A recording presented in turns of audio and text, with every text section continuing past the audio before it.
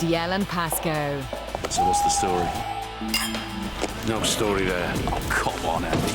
You're the nosiest, most sceptical man in Yorkshire. You don't seem at all interested in the circumstance of her husband's death. Unless I've missed something, no murder's been committed in this house. The case of Houdini's ghost. The door was locked from the inside. He can't have been murdered. What's she got over you, Andy? What else are you hiding? DL and Pascoe in the case of Houdini's ghost. Coming soon on BBC One. This is BBC Two.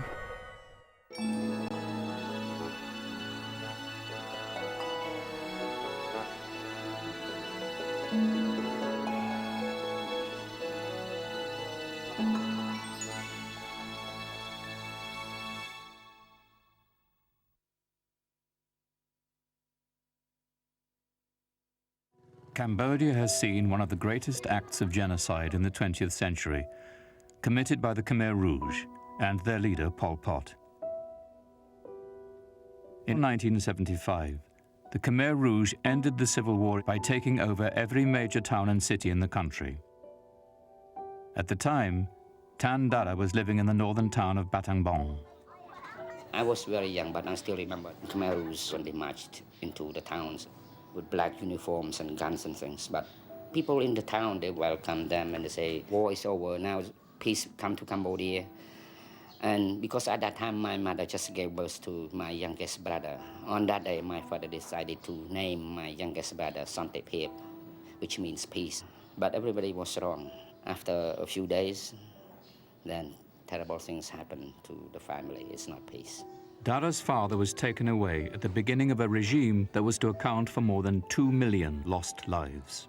The Khmer Rouge asked my father, any military officers to gather together in one place. I don't know what they did to them, but I heard that some were killed there and some were killed somewhere else on the way outside.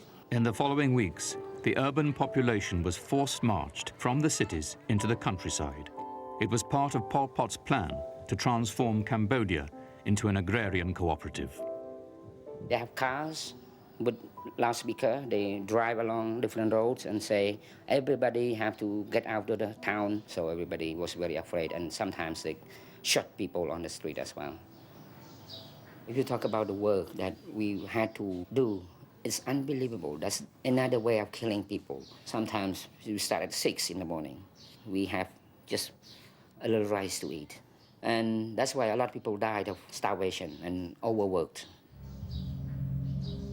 During Pol Pot time, we knew about people disappear from the village, taken away and then never return and this kind of thing. And then later they found many killing places that they take people from different places and kill them. In Phnom Penh, like a Tulsiline Museum, this is a place that they torture people and kill people. That's why those people disappeared and never returned.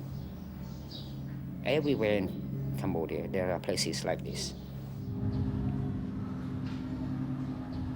Actually, it's beyond my imagination how they torture people. Finally, it was the Vietnamese invasion of Cambodia which ended the Khmer Rouge regime. But Dara is still haunted by thoughts of his father. My mother, she was really very brave to hide my father's photo in the pillow. She wanted my youngest brother to know what his father looks like. That's why she risked her life to hide the photograph. At this time, I have no hope at all that my father is still alive. No hope that he's alive. He must be killed somewhere.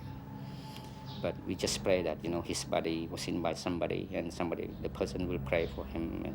And, for me, I just feel that he's my good father, even though, he didn't have much time with me, and I still love him, and we just pray for him.